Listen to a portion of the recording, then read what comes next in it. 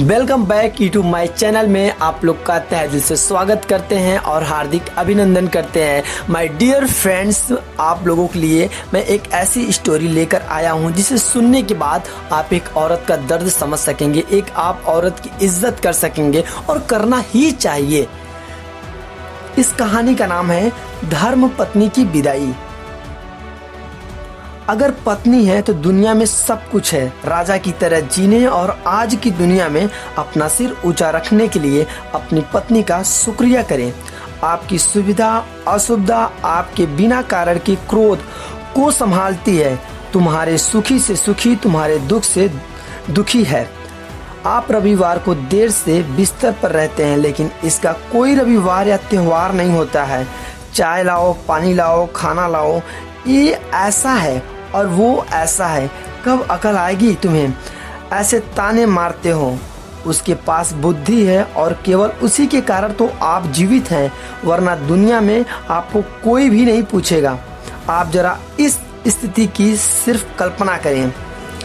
एक दिन, मैंने आपको बोला सिर्फ स्थिति की कल्पना करें, फील करें, ऐसा एक दिन हो जाए। एक दिन पत्नी अचानक रात को गुजर जाती है। घर में रोने की आवाज आ रही है। पत्नी का अंतिम दर्शन चल रहा था। उस वक्त पत्नी की आत्मा जाते जाते जो कह रही है उसका वर्णन।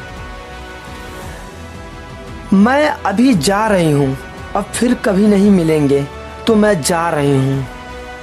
मैं अभी जा रही हूँ, अब फिर कभी नहीं मिलेंगे, तो मैं जा रही हूँ। जिस दिन शादी के फेरे लिए थे उस वक्त साथ साथ जिएंगे ऐसा वचन दिया था, पर इस तरह अचानक अकेले जाना पड़ेगा मुझको पता नहीं था। मुझे जाने दो, अपने पति से कह रही है, मुझे जाने दो। अपने आंगन में अपना शरीर छोड़ जा रही हूँ। बहुत दर्द हो रहा है मुझे, लेकिन मैं मजबूर हूँ। अब मैं जा रही हूँ।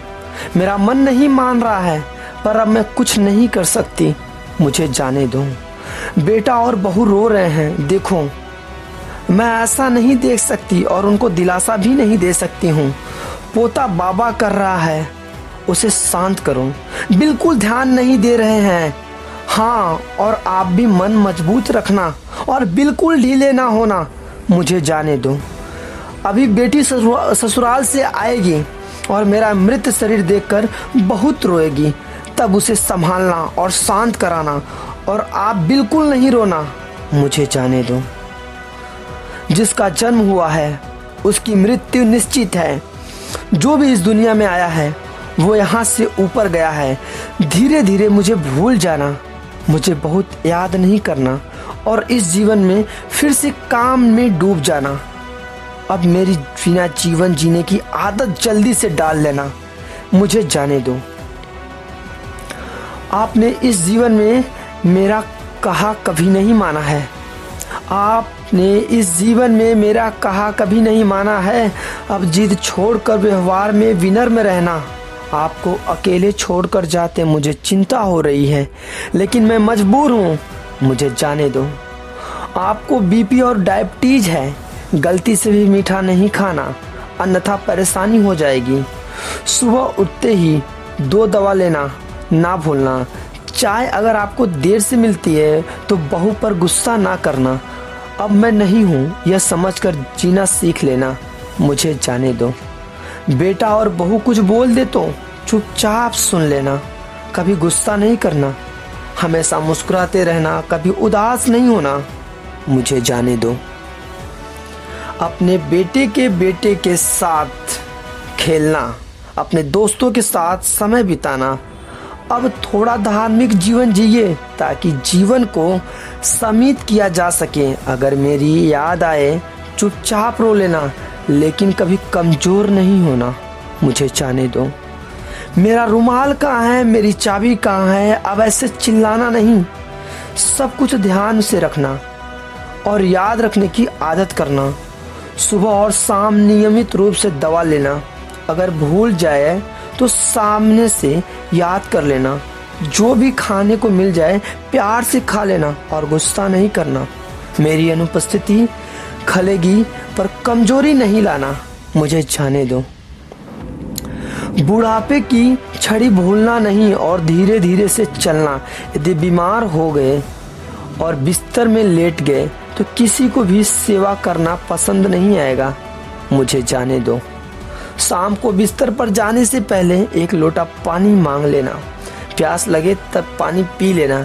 अगर आपको रात को उठना पड़े तो इधर में कुछ उधर में कुछ, अंधेरे में कुछ लगे नहीं, उसका ध्यान रखना। अगर आपको रात को उठना पड़े तो अंधेरे में कुछ लगे नहीं, उसका ध्यान रखना। अब मुझे जाने दो। शादी के बाद हम प्यार से साथ रहें, परिवार में फूल जैसे बच्चे दिए। अब उस फूल की सुगंध मुझे नहीं मिलेगी। मुझे जाने दो। उठो, सुबह हो गई। अब ऐसा कोई नहीं कहेगा। अपने आप उठने की आदत डाल देना। किसी की प्रतीक्षा नहीं करना। मुझे जाने दो। और हाँ, एक बात तुमसे छिपाई थी, मुझे माफ कर देना। आपको बिना बताए बाजू की पोस्ट ऑफिस में बचत खाता खुलवाकर 14 लाख रुपए जमा किए हैं। मेरी दादी ने सिखाया था, एक एक रुपया जमा करके कोने में रख दिया। इसमें से 5-5 लाख बहू और बेटी को दे देना और अपने खाते में 4 लाख अपने लिए रख लेना। और अब मुझे जाने दो। भगवान की भक्ति और पूजा करना नहीं भूलना। अब फिर कभी नहीं मिलेंगे। मुझसे कोई भी गलती हुई तो मुझे माफ कर देना। अब मुझे जाने दो। अब मुझे जाने दो। जरा फील करो आप अपने परिवार में जब एक रिश्ता टूटता है, जब आपके घर से कोई अलविदा कह जाता है, तो क्या उसके जाने के बाद आपको क्या फील होती है। मेरे दोस्त जो इस वीडियो को, इस ऑडियो को सुन रहा है, मैं आपसे यही एक अपील करूँगा, जो चीज़ आपके पास है उसे बेहद प्यार करो। चले जाने के बाद सिर्फ अफसोस किया जा सकता है, हालांकि कुछ नहीं। एक दूसरे से इतना घुल मिल के रहो कि बाद में आपको रोने की ज़रूरत नहीं ना पड़े, क्योंकि उस आत्मा को खुश रखना आपका काम है। मुझे नहीं पता ये कहानी आपको अच्छी लगी या नहीं लगी, लेकिन इस कहानी ने मेरे को बहुत अपनापन लाया है।